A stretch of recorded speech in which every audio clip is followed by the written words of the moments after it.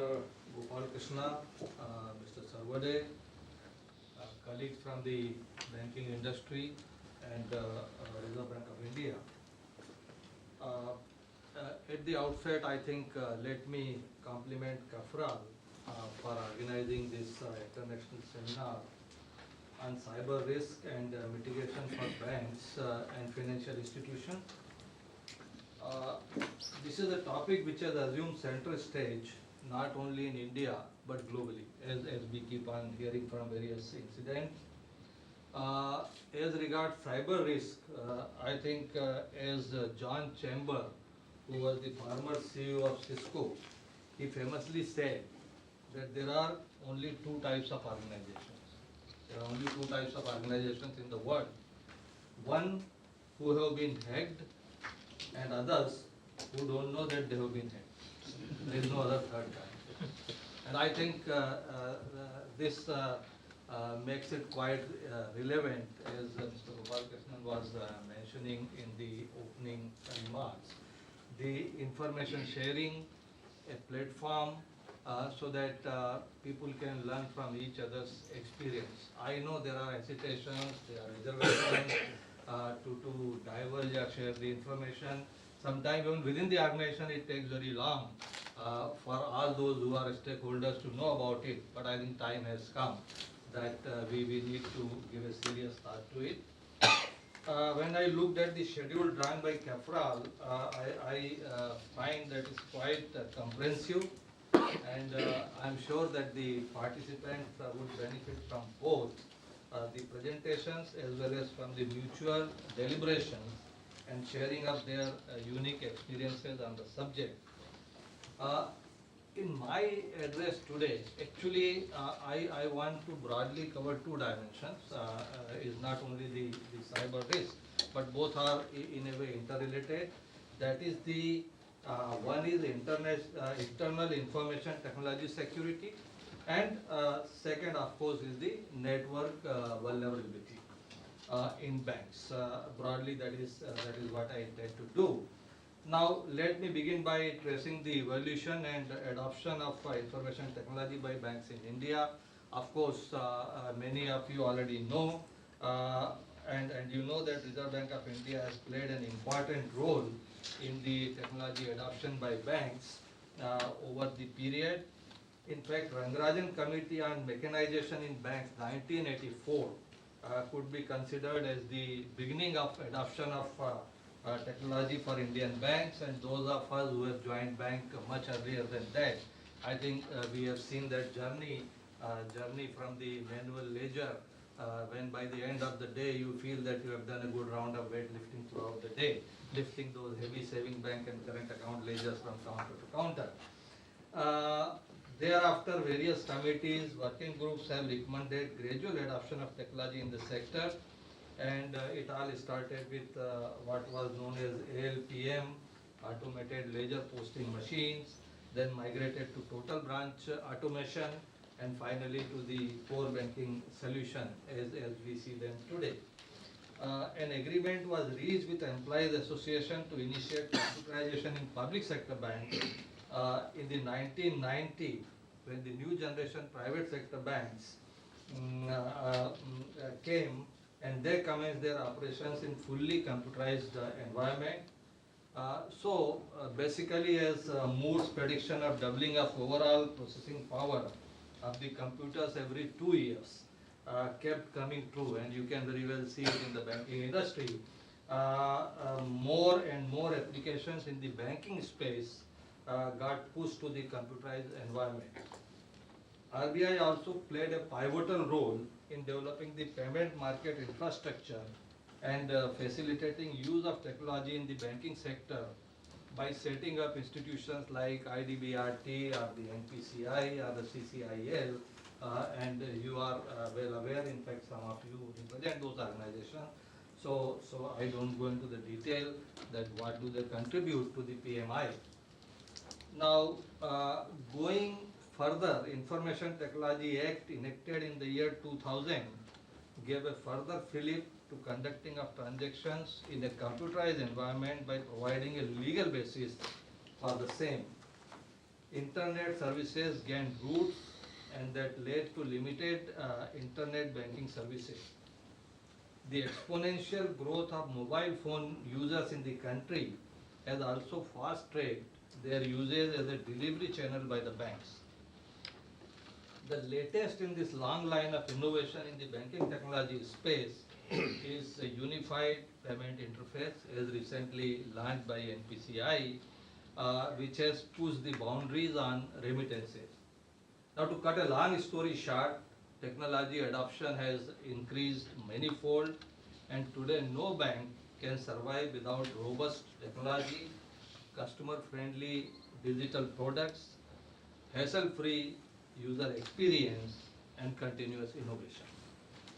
Now, with the advent of fintech-related innovations across the globe, well-established banks are challenged once again.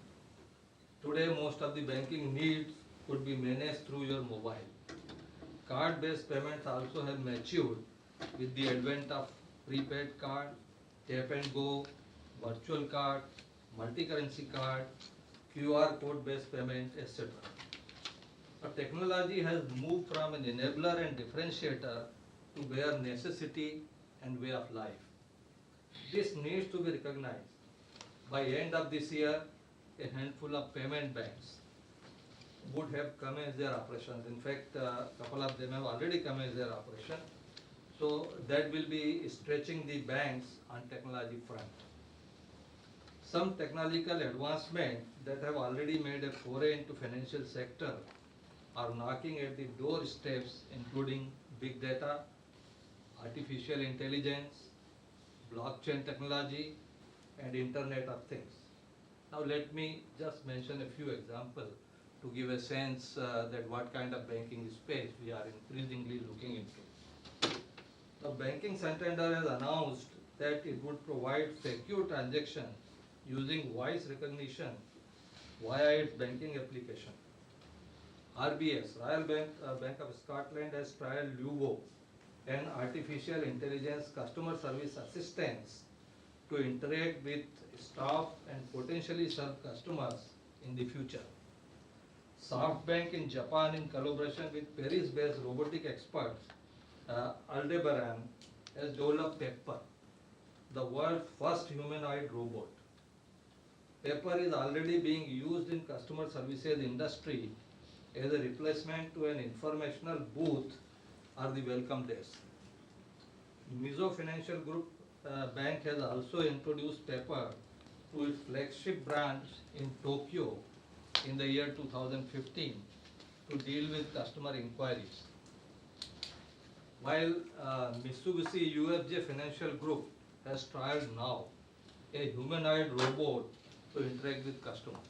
So you can see the trend is increasing, and taking cue from their Japanese counterparts, I understand that very much in India, SDFC Bank is also intending to introduce similar automation via robotics in some of their branches in near future. Now, to buttress the point, let us look at some statistics. As per annual report which we recently released, in volume terms, the share of electronic transactions in total transactions moved up to 84.4% from 74.6% in the previous year. In value terms, their share moved up to 95.2%, which was 94.6% last year. The National Electronic Fund Transfer, NEFT, facility was available through 1,30,013 branches of 172 banks. In addition to business correspondent outlets, NEFT handled 1.2 billion transactions valued at around rupees 83 trillion, that is $1.3 trillion. And it was 928 million transactions or rupees 60 trillion, that is $0.9 trillion in the previous year. In March 2016, NEFT processed the largest ever monthly volume of 129 million transactions. Internet banking and mobile banking based payments are increasing at a rapid pace. I have already mentioned about the UPI earlier. Now enrollment under Aadhaar, which is the unique identity identifier for resident in the country, it has already reached a significant milestone and could create potential for some kind of account number portability going forward, a subject on which I think I have mentioned several times on various platforms, that like mobile number portability, the account number portability can be very much a reality, and now with UPI and other combination, it is I think nearer than what we had anticipated. And this is where the banks have to be quite aware of the competition. Now, then there is always a risk of silent customer who would not complain, who would simply shift because there is no inconvenience now is involved. This can transform the banking sector in a way that cannot be fathomed now. Now, while everyone can appreciate the ease of doing banking transactions quickly and 24/7, the backbone for enabling such advanced technology-based solutions would be the IT architecture of the bank, quite obviously. Thus, to reap the fuller benefits of digital products that are being launched every day, the IT systems at banks need to be robust, capable of handling increasing volumes in secure manner, provide connectivity to various applications, accessing the bank's core banking solution in a safe manner, and at the same time ensure confidentiality of customer information. That is very, very important and crucial. Now, recognizing the challenge, Reserve Bank of India has been providing guidance to banks on managing the adoption of technology. One of the major initiatives of RBI was the setting up of a working group on information security, electronic banking, technology risk management, and cyber fraud. And the working group was headed by Mr. Gopal Krishna only, who is incidentally now again spearheading this particular conference. Now the group examined various issues arising out of the use of information technology in banks and made its recommendation in 9 broad areas. And I think is a kind of very important reference paper, covers almost all those important areas. And those areas were IT governance, information security, IS audit, IT operations, IT services outsourcing, cyber fraud, business continuity planning, customer awareness program, and legal aspects. Those of you who have not have looked at the recommendations of this group should do now. It is a very important reference paper. The guidelines are not one size fits all, and the implementation of these recommendations need to be risk-based and commensurate with the nature and the scope of activities engaged by banks and the technology environment prevalent in the individual banks, and the support rendered by technology to the business processes. The guidelines were to be implemented by banks and to be monitored by their respective board level committees. While progress has been made in the past few years, I would tend to believe that banks have to travel a lot of distance before the requirements are fully met with. Given the role of technology in the functioning of banks today, I must say this is no longer a compliance matter, but is a core business issue, and it should be perceived in that way. Now, with computerization of various activities within a bank, as a regulator and supervisor, I expect that banks would now have much higher capacity to generate relevant management information for various decision-making purposes. Now, let me touch upon a few specific areas. Now, one of the primary areas of concern for the financial world is to ensure that the banking system is not abused by the unscrupulous element for money laundering purposes. Now, regulation on know your customer, anti-money laundering are robust across jurisdictions. However, often we find banks are not having robust system to fulfill the requirement. At the time of onboarding the customers, banks are required to understand their customers, their business and expected turnover in their account, source of such transactions, etc. We have seen in the recent time that several banks have allowed transactions in their customers' account without any reference to their declared business profiles. No questions were asked from the customers. The account received multiple RTGS, NEFT, inward transactions, and several remittances were sent out of these accounts as well. Several accounts were abused to send money abroad in the form of advance import remittances. Despite the disproportionate activity in such accounts, the monitoring mechanism of banks fell short of our expectation. I wonder why banks are not able to devise foolproof technological solutions. Obviously, this is something which cannot be handled or controlled manually. It has to be supervised with the use of technology. On several other forums, I have mentioned about that famous case of money muling in Punjab, where a credit of rupees 1 crore came into the account which was opened under one of the mass account opening program in a manual laborer's account, and then money was taken out. He only realized when he got a notice from income tax department demanding tax of 40 lakhs rupees on 1 crore credit, which is not explained.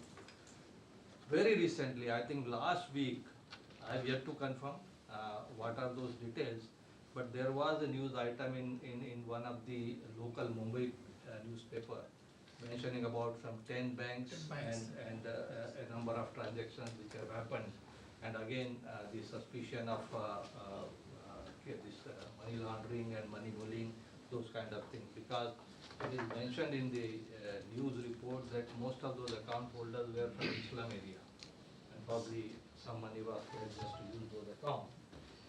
So the risk categorization of such accounts were not reviewed periodically, and as you are aware that as a supervisory and regulatory process, we had to levy penalty on 13 banks for these lapses in the passage of last few months.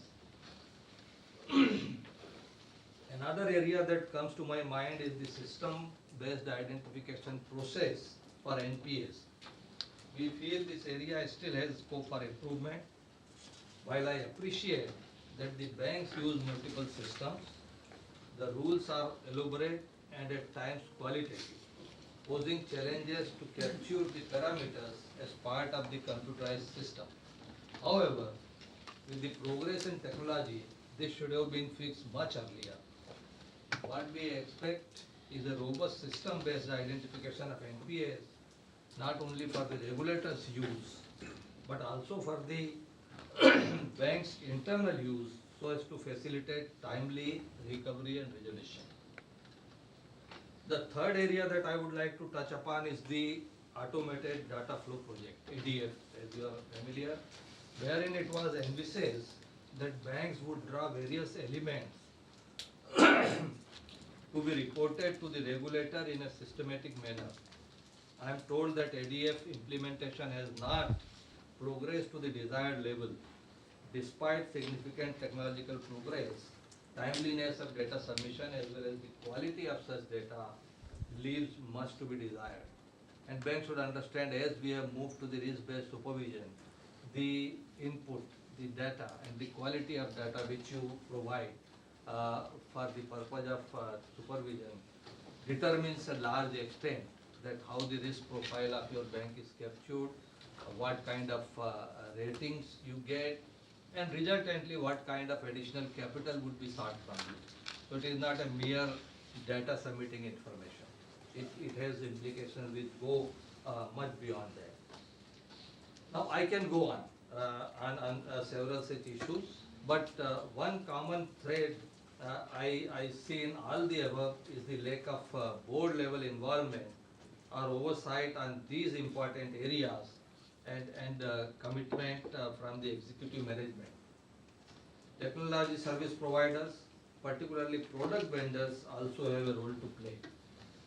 It is important that the technology they provide is capable of meeting the regulatory requirements on a continuous basis, and gaps, if any, are addressed within a short span of time, and such upgrades are propagated to all the regulated entities in a seamless and cost-effective manner. Now, let me now turn towards some of the recent cyber incidents, the main topic of today's seminar, pertaining to the financial world. On 2nd August 2016, very recently, Bitfinex, a Hong Kong exchange for the trading of digital currencies, announced that some of these customer accounts were hacked and bitcoins were stolen. The value of the stolen bitcoins has been reported to be approximately $65 million or more.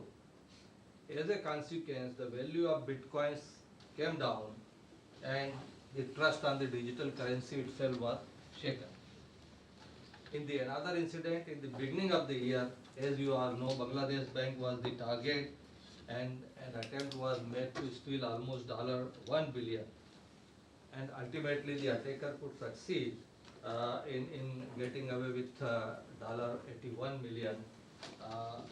Recently in India too, a similar attempt was made on a commercial bank by generating fraudulent payment instructions on the Nostro account transmitted through SWIFT.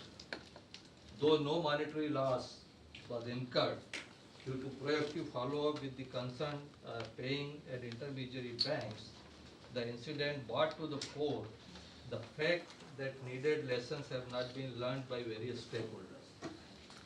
We have also come across instances of fraudulent messages confirming documentary credits being transmitted using SWIFT infrastructure.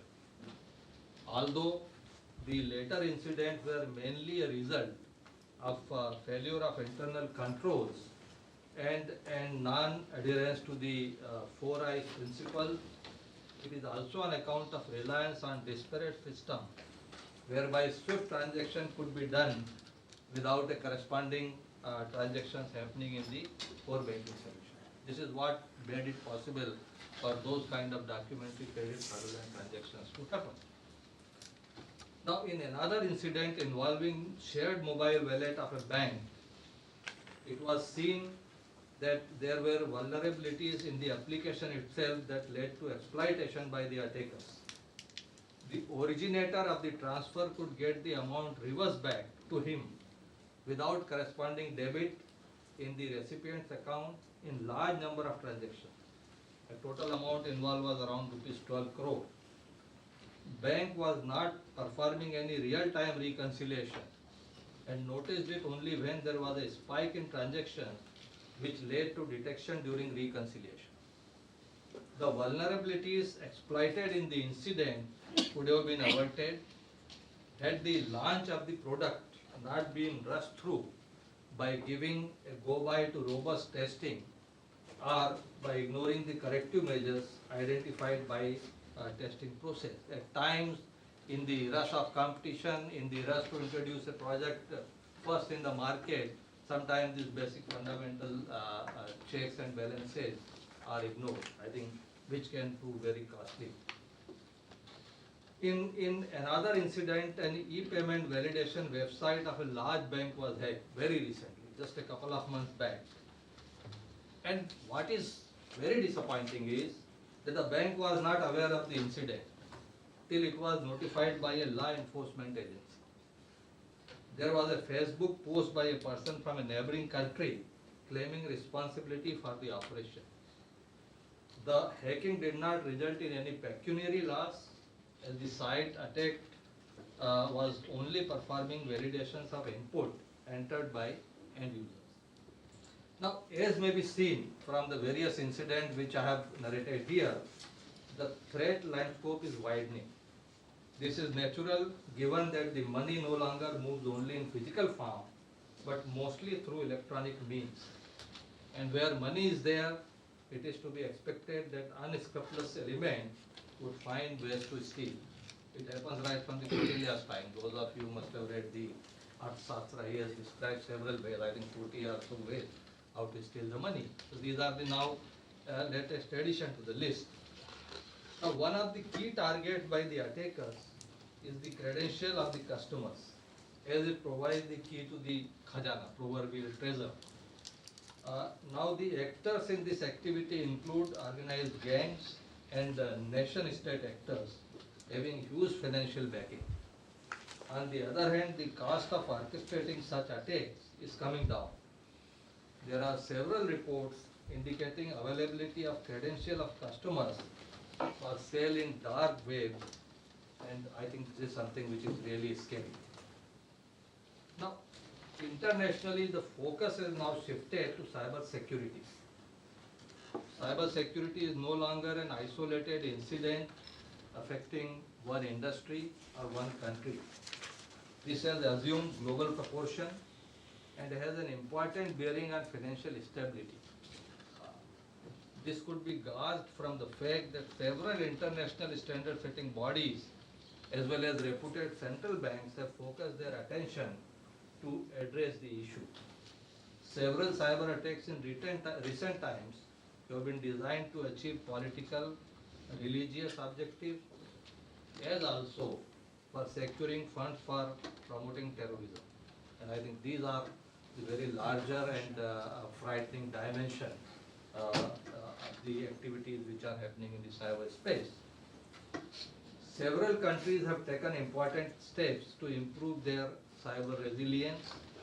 Committee on Payment and Market Infrastructure and Board of the International Organization of Security Commissions, IOSCO and CPMI. They have issued the guidance on cyber resilience for financial market infrastructure in June 2016 after consultation with various stakeholders. Financial Policy Committee of Bank of England launched the CBEST, C-based initiative, a vulnerability testing framework. Following their meeting in June 2013, the FPC issued a recommendation requesting that Her Majesty's Treasury and the regulators work with the core of the UK financial system and its infrastructure to put in place a program of work to improve and test resilience to cyber attack. The committee also noted that it was important that boards of financial firms and infrastructure providers recognize their responsibility for responding to those attacks. Recently, in May 2016, Hong Kong Monetary Authority launched a cyber security fortification initiative, which is known as CFI in short. Now, CFI consists of three pillars. One, cyber resilience assessment framework. Two, professional development program. And third, cyber intelligence sharing platform. That's something which I touched upon in my opening paragraph. In India, we have recognized the importance of cyber security and have been working on strengthening the defenses. Government of India has taken several steps to tackle the menace of cyber attacks, and important institutional arrangements have been made.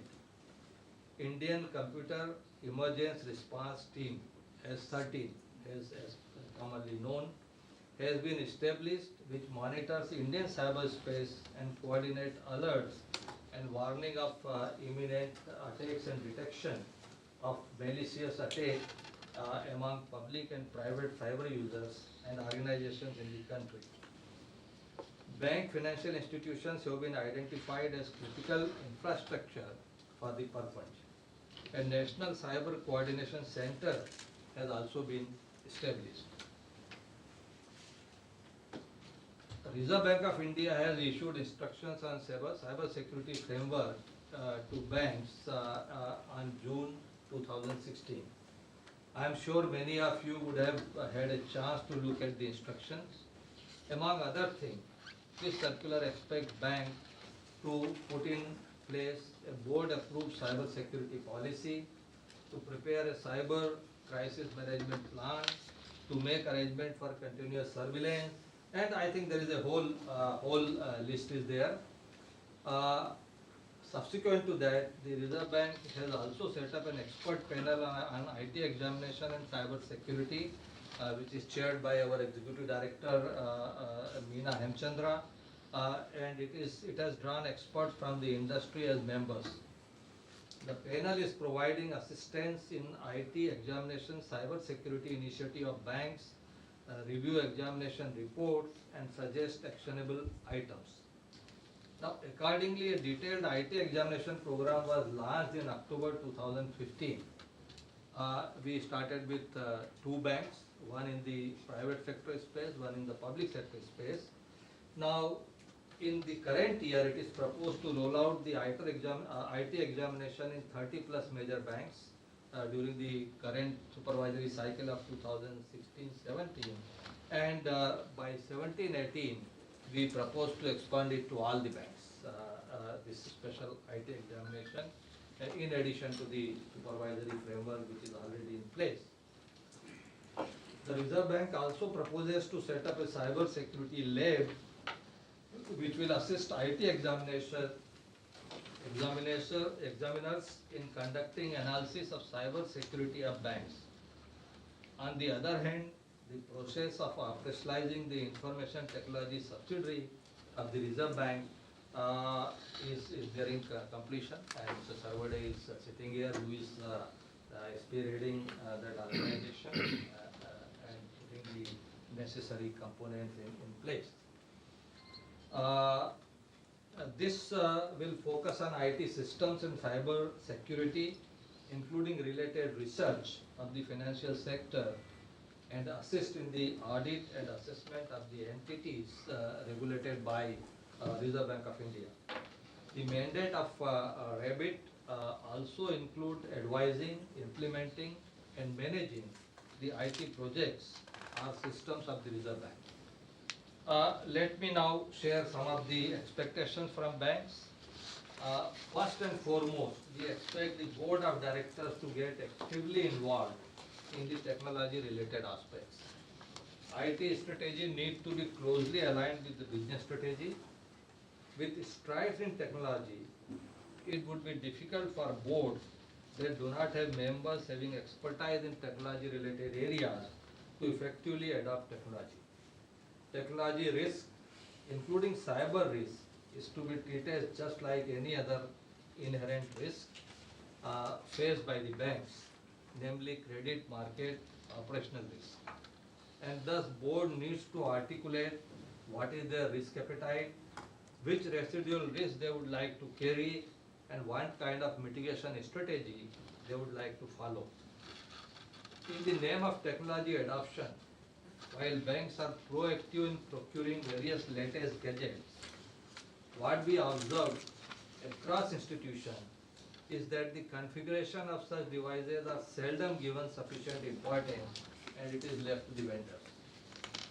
Vulnerabilities exist in hardware, middleware, software, operating system, applications, network devices, communication devices, etc. It is therefore important to pay sufficient attention while procuring or implementing any new devices or solutions. Cyber criminals are also increasingly exploiting the vulnerabilities of the smartphone software by infecting the operating system with malwares. The banks pushing on mobile banking must also look to guard against this kind of eventuality. Another area of concern, and we have seen in some of the incidents which I recently narrated, so this area of concern is the patch management. OEMs release patches after known vulnerabilities are escalated to them, and if the patches are not rolled out in time, they are practically leaving the door open for exploitation. User management leaves much to be desired, and these are all what we have seen. So, practice of shared password. Sometime in a lighter when I mentioned that password has become kind of pass the word, freely shared among a group of people. So, no password, free administrator level access, dated authorization user list are quite commonplace. Often there is no robust process for creating new users, reviewing the list, and deleting the inactive users. Then there is the issue of implementing physical security. I have seen physical security access control system being in place, but users not insisted upon. In fact, just on my way to this conference, I was having a look at today's newspaper, and there is a supplement on cyber risk in this newspaper. Interestingly, it is mentioning that this, how the very rudimentary security aspects are ignored. It is mentioned that in that very famous hacking of Sony international site by North Korea, what was found that the organization was keeping all the password in folder, and which was very bold letter, it was carrying a sticker password. So this is the status of such a rudimentary physical security aspect. Now further, the dependence on the vendors is increasing, and many a times only the vendor knows how the system is to be operated. And I think this is a very serious as well as sorry state of affairs. Customer information is stored at vendors' facility without adequate safeguard. Another curious thing I note is that while the banks claim that they do not get skilled resources, the same vendor provides some critical services to multiple banks. This raises a question as to whether the banks know what they get from their outsourced vendors, including the quality of delivery. Timely decisions to scale up the capacity is very important to ensure continued availability of services and business growth. People and processes need to be given adequate importance, or without capable hands, even best of the system is bound to fail. Monitoring is paramount, whether the port that was opened for a specific purpose was closed in time, who analyzed the important logs that are created religiously, how incidents are responded to, whether the Security Operations Center SOC is integrated with input from various systems, whether the exception thrown out are escalated to appropriate levels, etc. As a practicing banker for a long period of my career, I know that simple document, ETR, exceptional transaction report, which is generated by every branch, even if that is to looked, with a diligence, many of the frauds could have been avoided. But the ETR is neatly filed. I think hardly one has a look at it. So, considering all this, the security culture at banks need to change for the better. In a brick and mortar environment, if the safe is not having good locking system, or the walls are showing some cracks, or the roof is leaking, banks do notice. In a digital world, is it not important to look at such leaks, cracks and vulnerabilities and take appropriate action? Phishing attacks on customers are increasing. Is it not the responsibility of banks to educate their customers and build some workaround to prevent the fraudsters to escape so easily?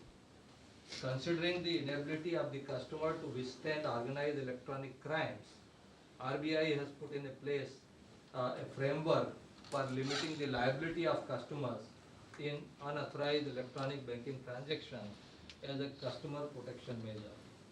We are very clear that when it comes to a benefit of doubt between an institution and individual, the benefit of doubt has to, undoubtedly it has to go to individual and not to the institution. And that is how we have put the framework.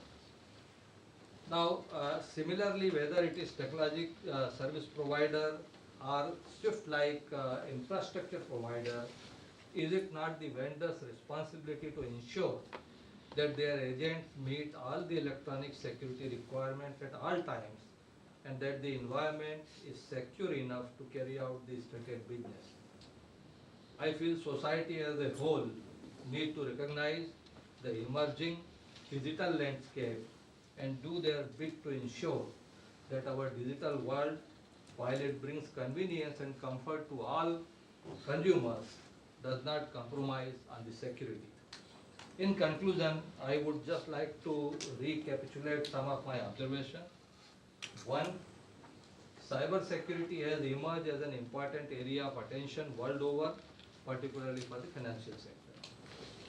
Two, cyber incidents are increasingly shifting towards targeting a financial institution instead of end user. I think it is a very important shift and which is witnessed in recent past.